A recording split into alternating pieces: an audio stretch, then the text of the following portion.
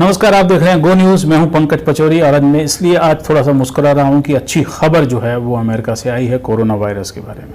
जी हां, ऐसे में किसी चीज़ को अच्छी खबर कहना काफ़ी बुरी बात है, लेकिन ये खबर आपसे कही जाएगी क्योंकि ये खबर आई है अमेरिका के होमलैंड सिक्योरिटी डिपार्टमेंट से। अमेरिका के होमलैंड सिक्योरिटी डिपार्टमेंट के साइंस एंड टेक्नोलॉजी डिवीजन ने एक पूरा पेपर जो है वो जारी किया है इसके ऊपर कि अब तक की जो रिसर्च हुई है कोरोना वायरस के ऊपर वो क्या कहती है, और ये भारत के लिए एक अच्छी खबर है। और क्या अच्छी खबर है ये हम आपको बताते हैं। हम पहले भी आपसे बात कर चुके हैं कि कोरोना वायरस, शुरुआत में हमको 4 हफ्ते पहले हमने आपको बताया था कि कैसे कोरोना वायरस सिर्फ उन मुल्कों में बहुत ज़्यादा दमखम दिखा रहा है और तबाही फैला रहा है कि जहां पर एक तो आर्द्रता यानी ह्यूमिडिटी जो है वो कम है, और दूसरा जहां पर जो तापमान है वो 5 से 15 डिग्री के बीच में है।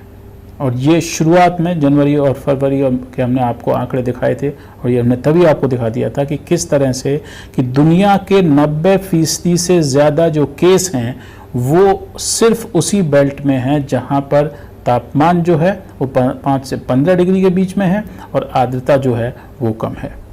इसी के ऊपर होमलैंड सिक्योरिटी डिपार्टमेंट अमेरिका की नई रिसर्च आई है। पहले उस पर एक नज़र डाल लेते हैं। थोड़ा सा आपको कोशिश करनी पड़ेगी ढंग से देखने की इसको, लेकिन उसका लब्बो-लुबाब जो है वो ये है कि कोरोना वायरस गर्मी सहन नहीं कर सकता।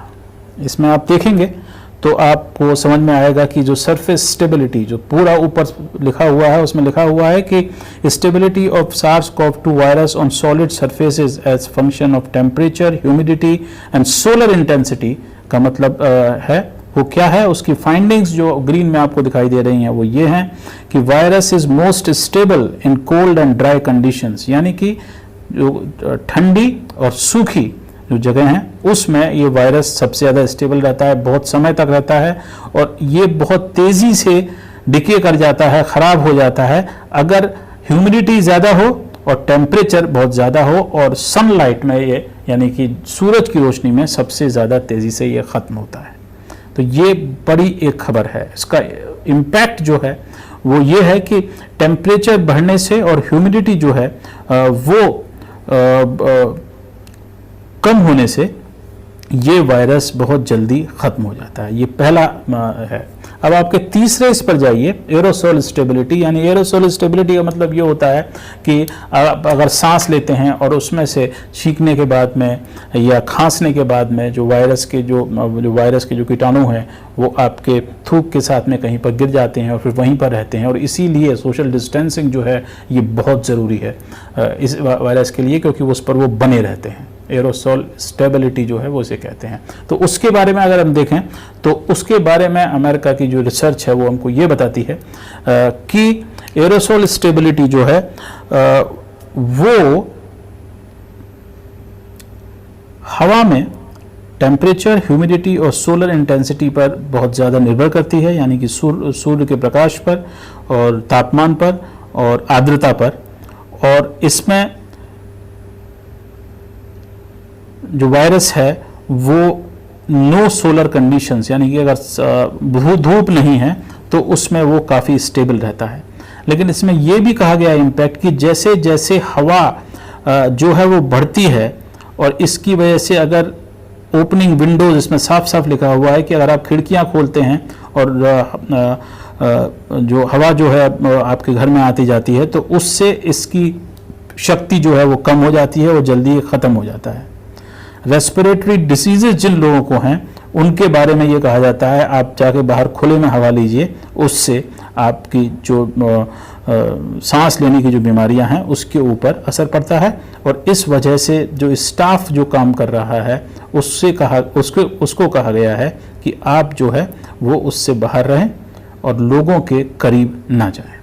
तो ये तो एक हो गया कोरोना वायरस का असर जो है हिंदुस्तान की गर्मी में और गर्मी के माहौल में वो ये होगा। दूसरी बात जो आती है वो आती है आर्द्रता के ऊपर। आर्द्रता का मतलब ये है कि इस समय कितनी आर्द्रता जो इस समय एनवायरनमेंट में है या मौसम में है।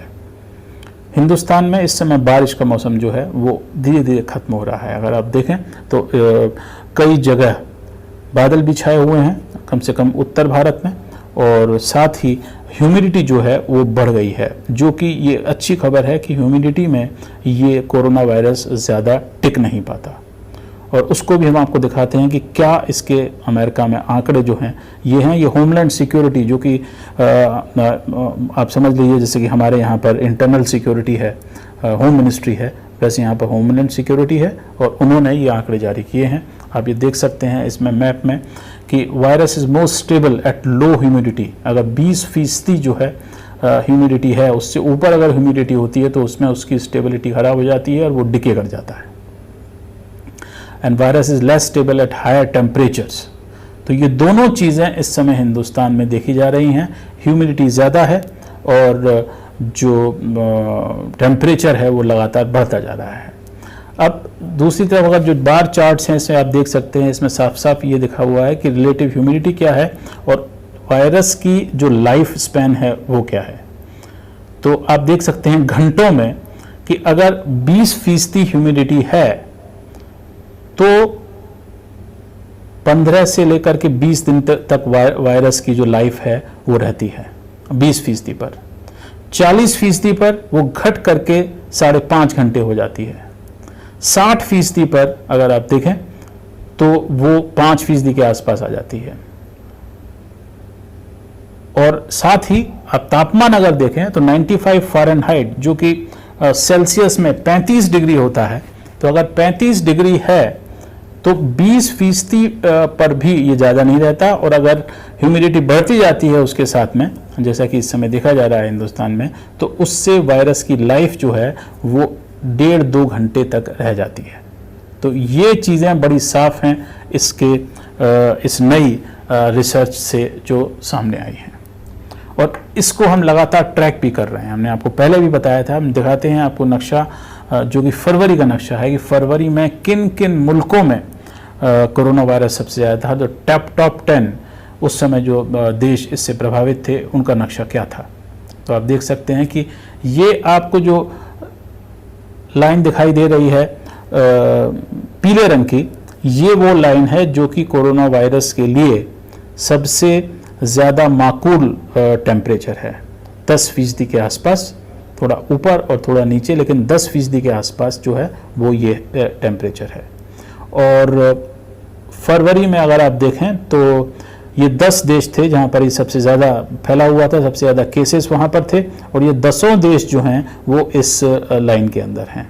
लेकिन अब हम अगर देखें अप्रैल में क्या हाल है, तो अप्रैल में अचानक से आप देख सकते हैं कि टेम्परेचर भी जो है वो थोड़ा सा ज़्यादा हो गया है, और साथ ही 3 मुल्क इसमें से हट गए हैं। नॉर्वे, दक्षिण कोरिया और स्विट्ज़रलैंड जो पहले टॉप 10 में थे वो अब इसमें नहीं हैं। बेल्जियम, नेदरलैंड्स और यूके, ये 3 नए मुल्क जो हैं वो इसमें शामिल हो गए हैं जहां पर टेम्परेचर जो है बढ़ा है। और चीन में आप देख सकते हैं वुहान का जो एरिया है वहां पर इस समय धीरे धीरे वो नारंगी होने लगा है, लेकिन इसका मतलब ये है कि वहाँ पर टेम्परेचर जो है बढ़ने लगे हैं, और इसी वजह से चीन में इस समय ज़्यादा संक्रमण जो है वो वहाँ पर नहीं है।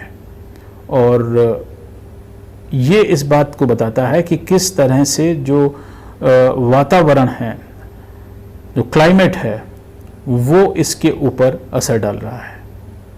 क्योंकि अभी भी जो हमने उस समय कहा था कि जो 10 जो ये मुल्क हैं यहाँ पर 90% केसेस जो हैं कोरोना वायरस के हैं, लेकिन उन केसेस की संख्या जैसे आपको मालूम ही है कि 25 लाख के तकरीबन पहुँच गई है, और 1,66,000 के आसपास लोग इसका शिकार हो गए हैं।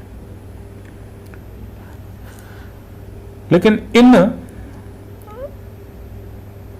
मैप दिखाने का और सब चीज़ दिखाने का आपको यह था कि आपको ज्ञान हो, लेकिन इसका मतलब ये नहीं है कि आप जो सोशल डिस्टेंसिंग है, जो हाथ धोने की आपने आदत डाल ली है, जो दूसरों से दूर रहने की आपने जो आदत डाल ली है, जो खांसते समय मुंह पर कुछ रखने की आपने जो आदत डाल ली है, या साथ ही आपने जो मास्क पहनने की आदत डाल ली है, उस आदत को मत छोड़िए, क्योंकि ये बहुत ही ज़्यादा तेज़ी से फैलने वाली बीमारी है। और हालांकि इसका जो असर है वो कम हो सकता है। लोग इस बात पर आश्चर्य कर रहे हैं कि हिंदुस्तान इतना बड़ा मुल्क और कैसे यहाँ पर हम इसे कंट्रोल कर पाए हैं, क्या लॉकडाउन की वजह से है, क्या इसकी वजह से, लेकिन इसके ये भी कारण है कि हिंदुस्तान का जो क्लाइमेट है वो पहली बार हमारे लिए माकूल बैठा है और कोरोना वायरस के लिए एक खतरा बैठा है। अभी भी आने वाले महीनों में मालूम पड़ेगा जब ये ख़त्म हो जाएगा कि कौन से मुल्क में किस टेम्परेचर में किस ह्यूमिडिटी में कितने लोग मारे गए। लेकिन अब तक के जो आंकड़े हमें आपको दिखाए पिछले 3 महीनों के लगातार हम इसे ट्रैक कर रहे हैं कि हिंदुस्तान के लिए बुरी खबर है